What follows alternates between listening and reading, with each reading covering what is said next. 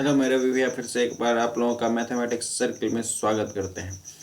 जैसा कि आज हम subject geology CBCS system MSc का सिलेबस डिस्कस करने वाले हैं। आपको पहले से ही पता है कि ये जो भी है पोस्ट ग्रेजुएट ठीक है कोर्स सीबीसीएस सिस्टम पे लागू हो गया है, जिसका full form choice based credit system होता है। आप अपने अनुसार इसको चूज कर सकते हैं। और सब्जेक्ट क्या है आपका? जियोलॉजी। अगर आप जियोलॉजी सब्जेक्ट से हो तो आप एडमिशन लेने से पहले अपना खुद का सिलेबस देख सकते हैं। अच्छा, ये बता दें, ये किसी भी यूनिवर्सिटी में एक ही सिलेबस चलती है, चाहे वो पटना हो, आरा हो या कहीं भी डिपार्टमेंट हो। यहाँ देखें कि यहाँ पर रिवाइज सिलेबस करके बनाया गया है। कुछ ही बुक इधर उधर करके पढ़ाए जाते हैं, वो तो आपको पढ़ाने पे डिपेंड करते हैं, लेकिन सिलेबस ऑल इंडिया यूनिवर्सिटी का, यहाँ से दिल्ली तक जाइएगा देखिए। तो जैसे कि सेमेस्टर वन में आपका ठीक है मोलिकुलर सेल बायोलॉजी होता है कोर्स। ठीक है, ये कितने मार्क्स के होते हैं? ये सेमेस्टर वन का पहला है आपका, सेमेस्टर वन का पहला पेपर सीसी वन करके आएगा।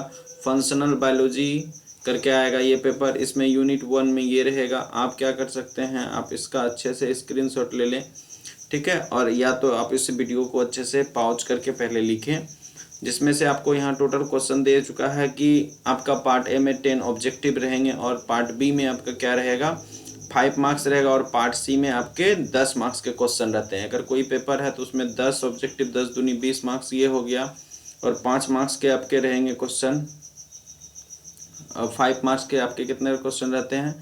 5 25, ये 5 चौक 20 ये क्वेश्चन बनाना होता है, और 10 नंबर के 3 क्वेश्चन बनाने होते हैं। यानी कि 30 20 50 20 70 का ही एग्जाम होता है आपका। 30 नंबर आपके कॉलेज में होता है ईच पेपर में, सभी पेपर में 30 नंबर आपके कॉलेज में ही। ये आपके टीचर, क्लास टीचर पे डिपेंड करते हैं कि आपको वो 30 में कितना देते हैं, लेकिन ये 70 का एग्जाम होता है। ठीक है, 70 में क्वालिफाइंग आपको लाना होगा 31.5। कितना? 31.5। चले, ये यूनिट 4 यूनिट 5 ये पहला पेपर हो गया आपका।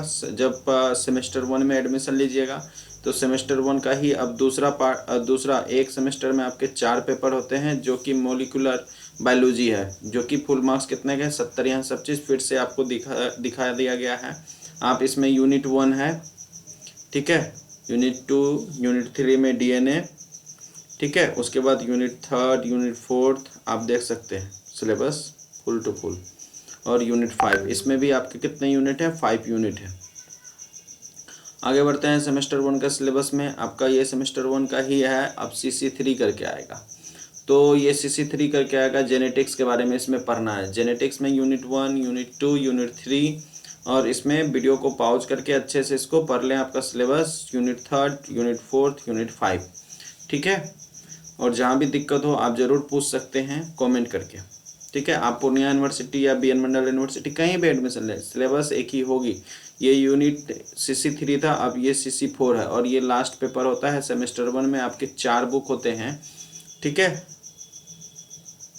तो बच्चे ये आपका फर्स्ट सिटिंग में, ये आपका CC4 में कौन सा चैप्टर है? प्रैक्टिकल है। ये 4th आपका प्रैक्टिकल होगा, ये जो कि आपकी एग्ज़ाम के बाद होगी। ये भी कॉलेज में होगा, यानी कि ये 100 मार्क्स तो आपको मिलेगा ही मिलेगा, प्लस सब में 30 30 30 30 कितना हो गया उधर से 90, यानी कि 190 मार्क्स ये आपको कॉलेज के थ्रू दिया ही जाएगा। तो जोलॉजी, बॉटनी या जो भी फिजिक्स केमिस्ट्री में सबका यही पैटर्न चलती है। ये फर्स्ट सिटिंग ये प्रैक्टिकल है। प्रैक्टिकल में आपको कॉलेज में ही लिया जाता है, किस तरह से लिया जाता है A to Z चीज़ यहाँ बताया गया है। आप इसको आसानी से पढ़ सकते हैं, ठीक है। और सेकेंड सिटिंग 2 करके प्रैक्टिकल लिया जाता है, और वाइवा लिया जाता है। क्लास रिकॉर्ड, चैट और मॉडल आप किस तरह से तैयार करके दे रहे हैं अपने टीचर को, उसके अनुसार आपको नंबर मिलता है। वो सेमेस्टर वन कंप्लीट हो जाएगा। टोटल सेमेस्टर कितने होते हैं PG में? वो 4 होते हैं, ये आपको पता होनी चाहिए। और ये आपका सेमेस्टर 2 स्टार्ट हुआ। पहला सेमेस्टर 2 में आपका इन्वायरमेंटल साइंस, यहाँ पर आपके 5 विषय होंगे, लेकिन आपको 4 विषय का यहाँ एग्जाम देना है, एक आपके प्रैक्टिकल होंगे। चलिए बात करते हैं, पहला क्या देना है? Environmental science. इन्वायरमेंटल साइंस का आप अपना सिलेबस देख लें, जिसमें से कॉन्सेप्ट यहाँ पर यूनिट 1 दे रखा है, यूनिट 2 यूनिट 3 यूनिट 4। वीडियो को ज़रूर पॉज करके आप एक एक सिलेबस को पढ़ें। हम पढ़ के बताने से अच्छा है अपने से पढ़ें और अपने से लिखें, चाहे वीडियो लंबा ना हो। अगर थोड़ा सा छोटा कर दें,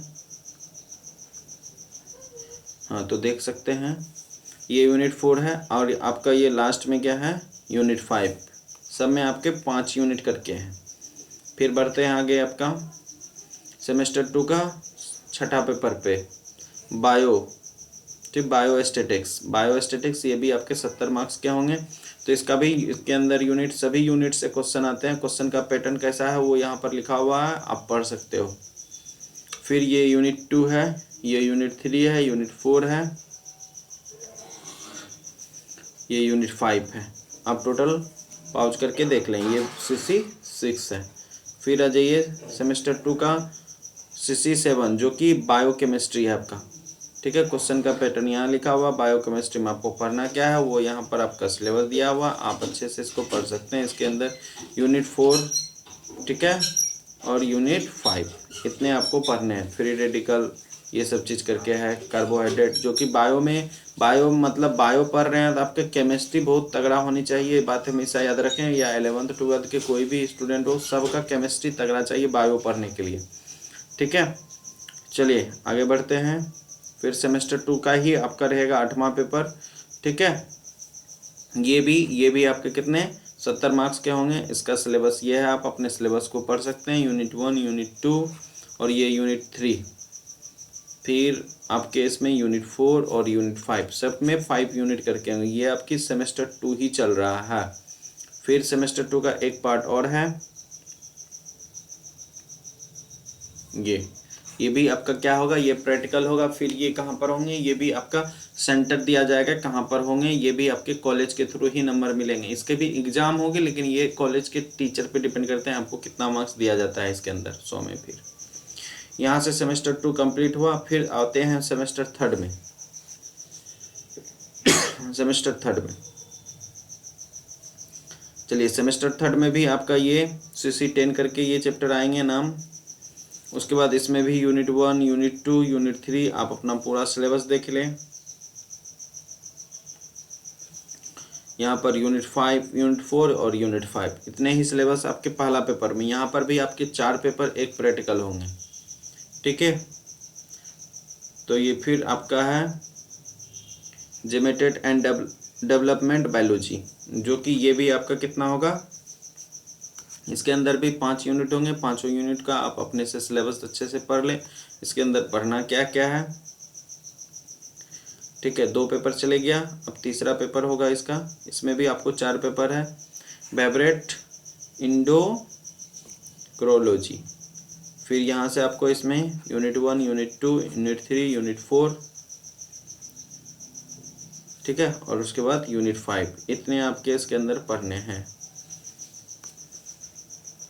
फिर आ जाइए, आपका सेमेस्टर 3 का ही आपका है एनिमल बिहेवियर के बारे में पढ़ना है। फिर सेमेस्टर 3 में आपके 4 बुक पढ़ने हैं, ये लास्ट बुक है आपका। यूनिट 3, यूनिट 4, यूनिट 5 इसमें भी वीडियो को पॉज करके अपने अच्छे से देख सकते हैं A to Z सिलेबस। उसके बाद फिर ये आपका क्या होगा, सेमेस्टर 3 में ये प्रैक्टिकल होगा, ये आपका प्रैक्टिकल होगा। प्रैक्टिकल आपके कॉलेज में ही होंगे लगभग, वो भी पूर्णिया कॉलेज या पूर्णिया यूनिवर्सिटी जो आपका डिपार्टमेंट होता है उसी में उसका प्रैक्टिकल लिया जाता है। चलिए ये हो गया आपके।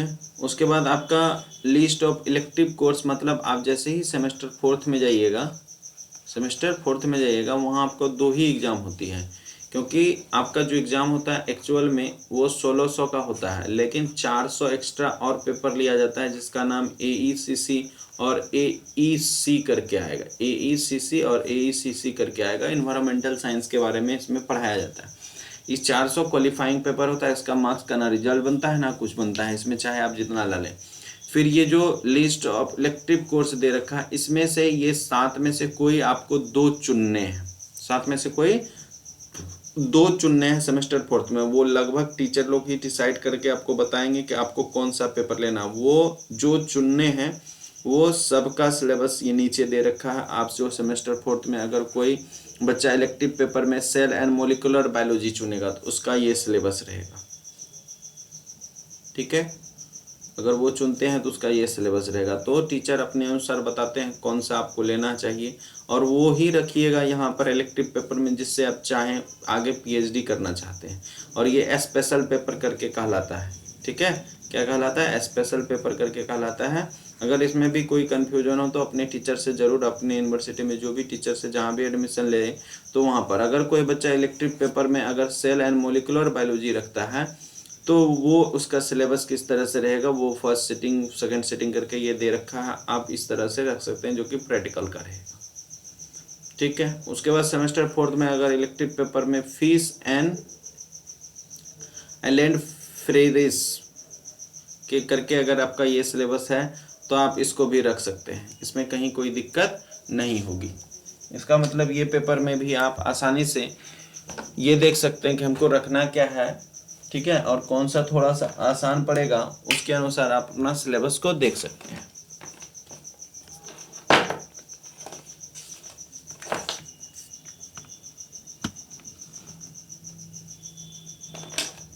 ठीक है, तो यहाँ तक देख लिए हैं, तो आगे बढ़ते हैं। फिर अप्लाइड ये यूनिट 3, यूनिट 4, यूनिट 5 है। अगर कोई बच्चा इसी तरह से अगर आप सेमेस्टर 4 में अगर ये रखते हैं इलेक्टिव पेपर में फिश एंड उसका फिर प्रैक्टिकल होगा, तो 2 पेपर आपको रखने हैं, ठीक है। जो मेन है आपको सिलेबस बता दिया गया, वो तो आपके लास्ट चैप्टर डिपेंड करेंगे, वो भी बता दिया गया है कि इसी में से कोई रखना है तो उसका सिलेबस बाद में। तो ये आपका फुल सिलेबस है एमएससी। अगर कोई जियोलॉजी से करना चाहते हैं पीजी किसी भी यूनिवर्सिटी से तो उसकी सिलेबस ये रहेगा। आप अपने सिलेबस का अच्छे से पहले देख लें, तब कहीं भी आप एडमिशन ले सकते हैं। Thank you. अगर वीडियो अच्छा लगे तो इसको लाइक सब्सक्राइब अपने दोस्तों को जरूर शेयर कर दें।